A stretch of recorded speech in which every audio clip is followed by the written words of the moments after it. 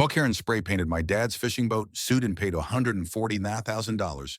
The first time I saw Karen's smug grin, I knew she was trouble. She stood on our dock, clipboard in hand, her HOA badge gleaming like a sheriff's star in a bad western.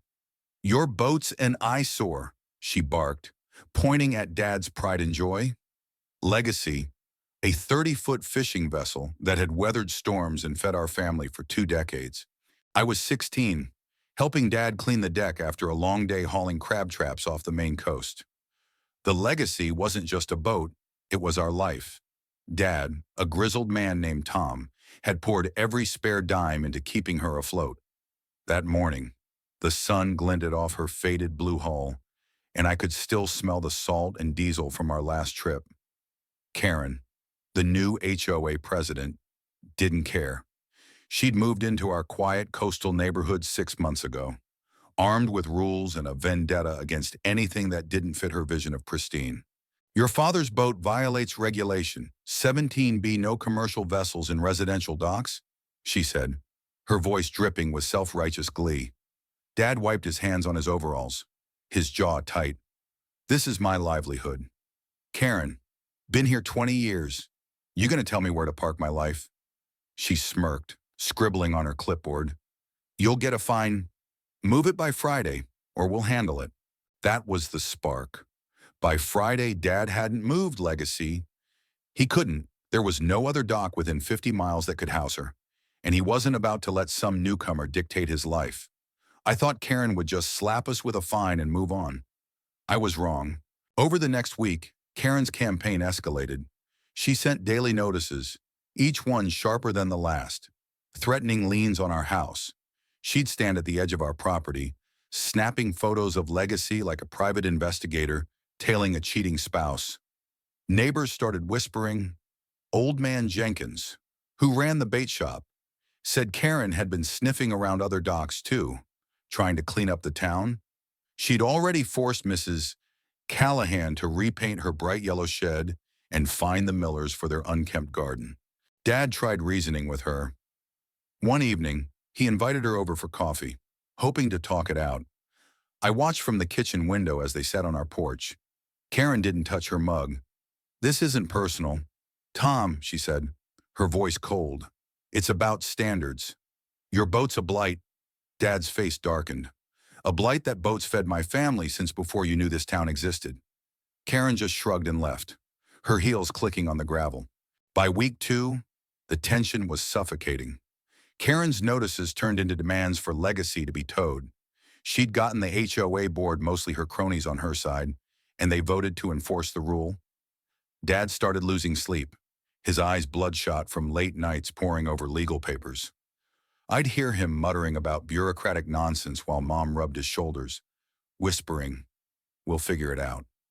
Tom, but I could see the worry in her eyes too. The Legacy wasn't just Dad's job, it was our mortgage, my college fund, our everything. Then came the twist. One morning, I was walking to the dock to check the crab traps when I saw Mr. Ellis, a quiet retiree who lived 2 houses down. He was pacing near Legacy, his face pale. "Lila," he whispered, grabbing my arm. "You need to see this." He pointed to the boat. My stomach dropped. The hull was covered in neon green and orange spray paint, huge, sloppy letters spelling out "eyesore" and "move it." The paint had dripped into the water, leaving an oily sheen. The Legacy looked like it had been gutted. I ran to get Dad. When he saw it, he froze, his hands shaking. "Who did this?" he roared, his voice echoing across the harbor. Mr. Ellis hesitated, then leaned in. "I saw Karen last night, sneaking around with a bag. She was carrying spray cans. Lila, I didn't think she'd actually—" He trailed off, guilt in his eyes. I felt my blood boil. Karen hadn't just crossed a line, she'd obliterated it. Dad called the police, but Karen was clever. There were no cameras on our dock, and Mr. Ellis's word wasn't enough for an arrest. The cops took a report, but I could tell they thought it was just a petty HOA spat. Karen denied everything. Of course, standing on her pristine lawn with that same smug grin. Why would I risk my reputation over your little boat, she said, loud enough for the neighbors to hear. But I saw the glint in her eyes. She was enjoying this. The vandalism was just the beginning. The spray paint wasn't cheap craft stuff. It was industrial grade, impossible to scrub off without damaging Legacy's hull. Dad spent days trying to clean it, but the paint had eaten into the fiberglass. The repair estimate came in at $30,000, money we didn't have. Worse, the boat was out of commission, which meant no fishing, no income. Dad started taking odd jobs around town, fixing nets and hauling lumber. But it wasn't enough. I overheard Mom on the phone with the bank, her voice cracking as she begged for an extension on our mortgage. The neighborhood was split. Some, like Mr. Ellis and Mrs. Callahan, were furious at Karen's antics and started rallying behind us. Others, scared of her HOA power, stayed quiet or sided with her, muttering about rules being rules. Karen leaned into it, holding emergency HOA meetings to push for stricter dock regulations. She even had the gall to send us a bill for environmental cleanup because of the paint in the water paint she put there. I couldn't take it anymore. One night, I snuck into Dad's office and started digging through HOA bylaws online. I wasn't a lawyer, but I'd seen enough crime shows to know we needed evidence. That's when I remembered Jake, my classmate who was obsessed with drones. He had one with a camera, and he owed me a favor after I helped him pass algebra. I called him and asked if he'd flown his drone near the docks recently. Funny you ask, he said. I was testing it 2 nights ago and caught some weird footage. Didn't think much of it till now. Jake sent me the video. It was grainy, but there she was, Karen, creeping along the dock at 2 a.m., spray cans in hand, glancing around like a cartoon villain. My heart raced. This was it. I showed Dad, and for the first time in weeks, he smiled. Let's take her down, he said. We didn't confront Karen right away. Dad hired a lawyer, Mrs. Harper, a no-nonsense woman who'd grown up in our town and knew the Legacy's history. She reviewed the footage and the HOA bylaws and found something even better. Karen had violated a state environmental law by dumping paint into the harbor. That, plus the vandalism, was enough for a civil lawsuit and maybe more. The confrontation came at the next HOA meeting, held in the community center. The room was packed, the air thick with tension. Karen stood at the podium, droning on about community standards, when Ms. Harper stood up.